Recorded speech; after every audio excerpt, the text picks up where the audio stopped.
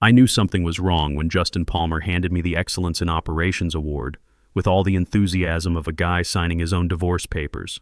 The whole room clapped, but it was that polite golf clap you hear when someone's kid strikes out at Little League. Even the engraving was spelled wrong. Thomas Brenner for keeping us compliant-ish. I almost laughed. Almost. 8 years. 8 years of keeping Atlas Corporation from getting hammered by federal regulators. 8 years of catching filing errors before they turned into congressional hearings. 8 years of translating government speak at 2 a.m. while everyone else was updating their LinkedIn profiles. I kept this place from burning down more times than I could count, and this was my thank you. A typo on cheap crystal and a seat next to the DJ booth, while the CEO's son clinked champagne glasses with the marketing interns. Look, I'm Tom Brenner, 52 years old, and before we dive into this train wreck, let me tell you something about respect. I spent 22 years in the Navy. I know what real leadership looks like, and I know what happens when chain of command gets ignored. What happened at that Colorado mountain retreat wasn't leadership. It was a public execution disguised as corporate strategy. This executive summit was supposed to celebrate our operational heroes. Their words, not mine. All 150 of us were invited to this lodge outside Denver naturally, but nobody ever asked me to help plan it. That was ironic, since every time they screwed up the logistics, they came running to me to fix it. I found the missing vendor contracts. I made sure our liability coverage matched the venue requirements. I even corrected the lodge's safety documentation because HR didn't notice half the conference rooms weren't up to fire code. But I wasn't the face of the company. I wasn't the shiny new analytics platform they were demoing or the marketing VP who talked like he was pitching on Shark Tank. I was the guy with the corner office near legal who carried a thick regulatory binder everywhere and always had backup documentation in his briefcase. The kind of guy who got work done while others scheduled brainstorming sessions to discuss scheduling work. Still, I showed up. I even wore the Navy suit that didn't make me look like I moonlighted at the DMV. When the awards ceremony started that Friday evening, I nursed a bourbon and tuned out the parade of buzzwords echoing off the lodge walls. Disruptor of the Year, Client Whisperer, Synergy Architect. Good grief. Then they called my name. The room dimmed. A spotlight flickered on. Justin Palmer, CEO Richard Palmer's 29-year-old son, stepped up with a tablet and read from it like the words physically hurt him. This next award goes to someone who keeps our operational engine running smoothly behind the scenes. I'd heard variations of this speech for years. Something about being the backbone, the unsung hero, the steady hand. They praise you with metaphors that sound noble until you realize what they really mean is, we forget he exists until something breaks. Still, I stood to accept the crystal plaque with a nod and a half smile. That's when she grabbed the microphone. Brittany Palmer, Justin's wife, 26 years old, blonde, and polished to within an inch of her personality. She wasn't even on the agenda, but she marched up in her sequined dress like she was hosting the Oscars. See, Brittany had been gunning for me ever since I blocked her executive lifestyle brunch from the corporate card last month. She'd wanted to bill a $20,400 influencer event as team building, and I'd quietly rerouted it to her husband's personal account. I figured she'd forgotten about it. I was wrong. She yanked the mic from Justin and smiled wide enough to show her veneers. "Let's give it up for Tom, everyone," she announced. The 150 faces in the room turned toward me, expecting the usual thank you speech. Then she paused for dramatic effect and let the words drop like a bomb. "And let's all remember to pack your awards before heading out because you're transitioning to retirement. Effective immediately." The clapping stopped. I mean, it stopped like someone cut the power to the building. A glass hit the floor somewhere near the back. Justin blinked like he'd been slapped. CEO Richard Palmer gave that half smirk you see when someone else gets pranked on a video call. HR's face went into full blue screen mode, and I just stood there holding a plaque that didn't even spell my name right. I didn't argue. I didn't ask what she meant or how she knew something I didn't. In the Navy, you learn to read situations fast. This wasn't a mistake or a joke gone wrong. This was deliberate. Brittany had been planning this moment probably since that expense report incident. I just nodded once, turned around, walked out of the main lodge, and drove back down the mountain through the sleet in complete silence. No one followed. No one called. Not even legal. You'd think someone would have asked, hey, should we maybe check if our risk management officer was just publicly fired by someone who doesn't even work here? But nope.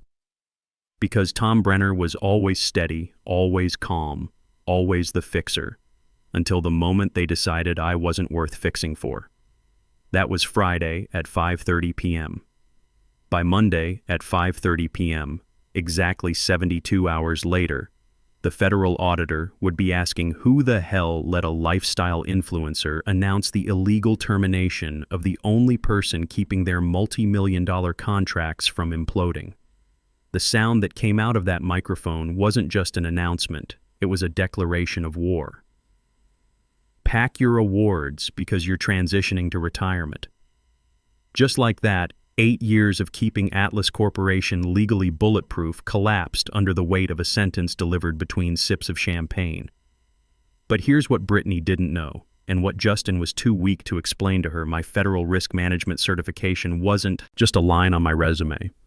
It was the foundation that held up every government contract, every regulatory filing, every piece of federal paperwork that kept Atlas in business. Remove me, and the whole structure collapses in exactly 72 hours. That's how the system works. No active certification, no legal authority to process federal documentation. I drove home through the snow, already calculating the timeline in my head. Friday, 5:30 p.m. Termination. Saturday morning, the automated systems would start flagging my inactive status. By Monday, 5:30 p.m., every document filed over the weekend would be legally invalid. 72 hours to implosion. They just didn't know it yet. I froze, not because I didn't understand what had just happened, but because I understood it perfectly. This wasn't a drunken mistake. This wasn't an awkward joke that missed the mark. This was an ambush wrapped in corporate theater, and Brittany had just pulled the trigger on something she didn't comprehend. The room went silent in stages. First the interns, then operations, then the senior staff. HR kept trying to smile until I turned and placed the award gently back on the table. Let me tell you about the look on Richard Palmer's face. The CEO was 3 drinks into the evening and suddenly remembered he'd left his spine in the ski lodge coat check. He glanced at me, then his shoes, then made a face like he was mentally rewriting the company's crisis management playbook. Justin leaned back in his chair like he was watching a prank video, amused, slightly uncomfortable, but not moved enough to do anything about it. Brittany kept her eyes on me like she expected applause, like this was her moment to shine. And maybe it was. She'd been floating around Atlas corporate events for 2 years, using her husband's position like a backstage pass to every boardroom she could Instagram. Her background? Event coordination in Scottsdale. That's it. No regulatory training, no compliance certification, no understanding that the federal risk management system doesn't care about your husband's MBA or your social media following. But there she was, running the show like a reality TV Napoleon, completely unaware that she'd just fired the only person standing between Atlas Corporation and federal sanctions. I scanned the crowd one last time. Not a single person stood up. Not a single executive said, "Hey, maybe we should talk about this privately." Even the general counsel, a man I'd personally coached through 3 federal audits with the patience of a Sunday school teacher, sipped his drink and avoided my gaze. So I left. No door slam, no dramatic exit speech. I didn't grab my things or finish the bourbon I'd been nursing. I simply turned, walked out of the main lodge, down the icy wooden steps, and made my way to the guest cabin where I'd left my overnight bag. I packed my toiletries, folded my blazer, left my name tag on the pillow like a resignation letter written in plastic and silence. By the time I hit Highway 70, snow was drifting across the windshield like static on a dying TV channel. My hands didn't shake. My jaw didn't clench, but my foot pressed a little harder on the accelerator with each mile. During the drive home, I ran through every possible angle. This wasn't random. Brittany had been planning this since I blocked her expense report, but she had no idea what my job actually meant. She didn't understand that risk management officer wasn't just something printed on a business card. She didn't know that my active federal risk management certification was what allowed Atlas to legally process government contracts, submit regulatory filings, and maintain compliance with federal oversight requirements. My certification was like a digital seal on every piece of federal paperwork. Remove the seal, and everything becomes invalid. The system gives you exactly 72 hours to restore active certification before automatic compliance violations trigger. It's designed that way to prevent gaps in oversight. Brittany had just started a 72-hour countdown to corporate catastrophe, and she was probably at home right now posting Instagram stories about making tough leadership decisions. At home, I didn't even take off my coat. I sat on the edge of the couch and stared at the blank TV screen. My phone buzzed once, a text from Danny in procurement asking if I was okay. Then nothing. Not HR, not legal, not even a follow-up from Danny. Around 1:30 a.m., I logged into the Atlas internal portal and watched the risk management dashboard load. My credentials were still active, for now. I could still see all the compliance filings, still had clearance for regulatory documents. But I knew that would change. Saturday morning came gray and cold. I sat by the kitchen window in my old Chiefs sweatshirt, drinking coffee and waiting. At 8:15 a.m., I got the first automated email. Certification status update, Atlas Corporation. My federal risk management certification had been flagged as under review due to employment status change. The countdown had officially started. Saturday afternoon, another email. Certification status update, Atlas Corporation. Status changed to inactive pending verification. That meant any documents processed under my authority after Friday 5:30 p.m. were now flagged for review. I logged back into the Atlas portal. My access was graying out section by section. First the personnel directory, then the secure filing system, then the federal database. Like watching your security clearance evaporate in real time. But here's what I noticed. The automatic processing system was still running. Atlas had 3 federal filings scheduled for weekend submission. Standard quarterly reports that always processed Saturday morning. The system was using my cached digital signature, not realizing my certification was already flagged. 3 documents. Submitted Saturday at 6:30 a.m. under an inactive certification, each one a potential federal violation. Sunday brought more automated chaos. The compliance system tried to process 3 additional emergency filings. Something about a new government contract that couldn't wait until Monday. Again, my cached signature, again under an inactive certification. 6 total documents, all federally invalid, all carrying my digital signature without my authorization or active certification backing them up. By Sunday evening, I'd received the final automated email. Certification status, Atlas Corporation, inactive. My name had been completely removed from the federal registry. Any Atlas document bearing my signature was now legally worthless. I closed the laptop and whispered to my empty living room, 72 hours exactly. Monday morning was 18 hours away. That's when someone at Atlas would try to submit their weekly compliance summary and discover that their entire federal framework had collapsed like a house of cards. I poured another cup of coffee and waited for my phone to ring. Monday morning, 8:45 a.m. It started with an email that would make Atlas's general counsel spill coffee on his $3,000 laptop. Subject line, urgent, missing active certification on recent filings. Sender, Patricia Williams, Senior Federal Compliance Auditor. Not someone you ignore. Not someone who sends emails for entertainment. Patricia Williams was the kind of federal auditor who could shut down operations with a single phone call and sleep soundly that night. The email body was surgical in its precision. We reviewed last week's end-of-quarter submissions and weekend emergency filings. As of Friday, 5:30 p.m., no active credential is listed for your internal risk officer on federal record. 6 documents submitted, Saturday through Sunday, require immediate clarification of signatory authority. Please provide certification status within 4 business hours or expect automatic compliance review. Translation: you filed federal documents with an inactive officer's signature. That's not a paperwork error. That's potential fraud, misrepresentation, and violation of federal oversight requirements. The kind of thing that triggers congressional hearings and makes CEOs testify under oath. By 9:15 a.m., Atlas's general counsel was in full panic mode. He'd pulled up the federal compliance portal and stared at the screen like it might change if he blinked hard enough. There it was, big and bold. Active license holder, none on file. It had been exactly 72 hours since my name vanished from the registry. Not transferred, not replaced, just gone. And in that window, Atlas had submitted 6 federal documents under my cached signature without any active certification backing them up.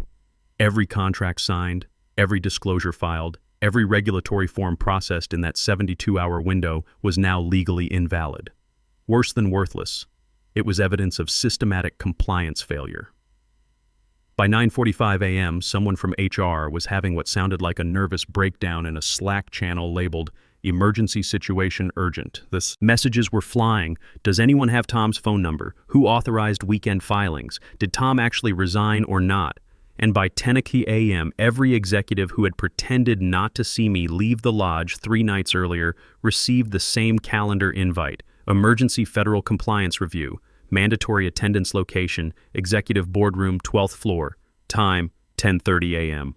Required: CEO Richard Palmer, CFO, COO, VP Operations, VP Legal, General Counsel, HR Director Justin Palmer. The required list read like a federal grand jury summons.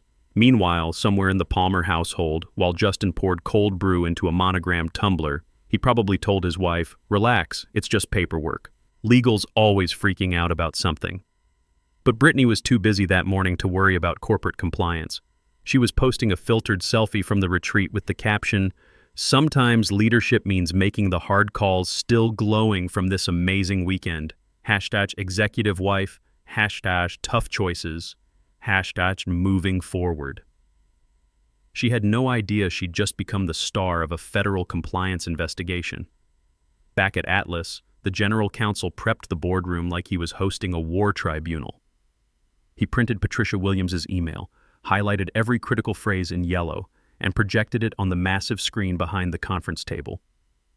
Below that, he pulled up the federal compliance portal showing our certification status in all its devastating clarity. The numbers were damning: 72 hours of non-compliance, 6 invalid federal documents, 0 active certification backing. One very angry federal auditor, Justin, sauntered in at 10:25 a.m., still chewing a protein bar, apparently unaware that his wife had just triggered the corporate equivalent of a nuclear meltdown. "So, is this about the compliance stuff? Because if it's about Tom again..." The general counsel turned slowly, face pale as accounting paper. Tom was our only certified federal risk officer. His credential was linked to every single piece of government documentation we process. Without him, every federal filing we've submitted since Friday is legally invalid. Justin shrugged with the casual confidence of someone who'd never faced actual consequences. "Can't we just have someone else sign the forms?" "You can't backdate federal compliance," the general counsel said, voice cracking slightly. "This isn't a vacation request form. We're talking about potential criminal referrals for misrepresentation of federal documents." The CEO, Richard Palmer, pinched the bridge of his nose like he was trying to squeeze sense into his skull.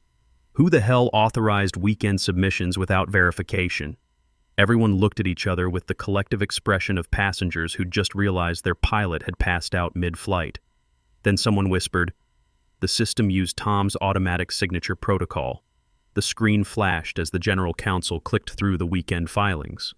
There they were. 6 documents, all bearing my digital signature, all time-stamped after my certification went inactive. Ghost signatures on loaded legal documents. Saturday, 6:30 a.m., 3 quarterly compliance reports. Sunday, 11:45 a.m., 2 emergency contract amendments. Sunday, 4:15 p.m., 1 federal disclosure update, each one a potential felony if Patricia Williams decided to refer this to the Department of Justice. Justin's face began to shift as reality penetrated his privileged bubble. The cocky confidence faded, replaced by something that looked like actual fear. He looked like someone slowly realizing the house party he'd just hosted might have burned down the entire neighborhood. "What's the worst-case scenario here?" he asked, voice barely above a whisper. The general counsel didn't answer immediately. He just stared at Patricia Williams's email signature block, which included her official title, Senior Federal Compliance Auditor, Criminal Referral Division. Then he pointed at one word that Patricia Williams had underlined twice in her email: sanctions. The room fell into funeral silence. Outside, Denver traffic hummed along normally, oblivious to the fact that a major corporation was hemorrhaging federal compliance in real time. Across town, I was finishing a crossword puzzle at my kitchen table, phone sitting silently beside my coffee mug. They still hadn't called, but they would. at 2:20 p.m. Monday, my phone finally rang. Not from HR, not legal, not even Justin, who I assumed was currently locked in a supply closet hyperventilating into a branded Atlas paper bag. It was the COO, Margaret Stone, a woman who once described risk management as that background stuff so we don't get audited. Her tone today, barely controlled panic wrapped in corporate speak. Tom, hi. Listen, we'd love to discuss bringing you back in a consulting capacity, just to help us navigate this regulatory situation. Regulatory situation. They were hemorrhaging federal compliance and calling it a minor hiccup. I let the silence stretch. She rushed to fill it. Just until we recalibrate our workflows and restore confidence with the auditors. Honestly, no one has more expertise in federal risk management than you. We'd compensate you generously, thinking $133,000 annually, which represents a 40% increase from your previous $95,000 salary. Is that what Brittany recommended before or after she fired me over the cheese board? Nervous laugh. There was clearly a miscommunication at the retreat. Sure, I said, because usually when someone announces your retirement into a microphone in front of 150 people, they mean, we appreciate your service. Margaret hesitated. The real issue is operational continuity. We need someone with your certification to— You need me, I cut in. Not a consultant, not a contractor. You need Tom Brenner, Federal Risk Management Officer, to rebuild the compliance framework that Brittany demolished for her Instagram moment. Silence. Then she softened. Of course. But logistically, given the circumstances, we're looking to engage you as a 1099 contractor initially. Premium hourly rate, flexible schedule. I almost laughed. I used to be an officer. Now you want me as a freelancer. Look, Tom, we want to make this right. A full reinstatement might take time, board approval, paperwork, but we can bring you on immediately under this structure. I'll consider it, I said. Audible shock. You'll consider it? I need to discuss this with my attorney and my financial advisor. My schedule's suddenly quite busy. I'll get back to you. Tom, this is extremely time-sensitive. Patricia Williams expects our response by close of business today. I know. Tick-tock. I hung up before she could say anything else. Then I called George Martinez, my old mentor. Former Marine, 25 years in corporate risk management, now an independent consultant who specialized in federal compliance disasters. They want me back, I told him.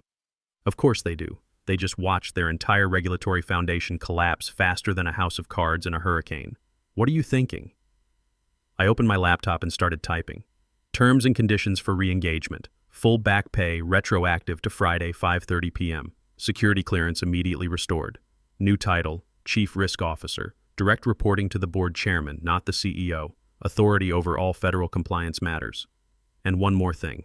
A formal written apology from the company acknowledging the improper termination. Let them sweat until Wednesday, George advised. Patricia Williams won't do anything until Thursday anyway. Make them come to you. Wednesday afternoon, Atlas called again. This time it was the board chairman himself, not some middle manager. Richard Palmer had apparently been removed from negotiating duties after the board learned his daughter-in-law had triggered a federal investigation. Tom, we need to resolve this immediately. Patricia Williams is threatening to refer this to the Justice Department. We're prepared to meet your terms. All of them? All of them. Chief Risk Officer, $133,000 annual salary, board reporting, full restoration of authority. And yes, the written apology. Thursday, 3:15 p.m.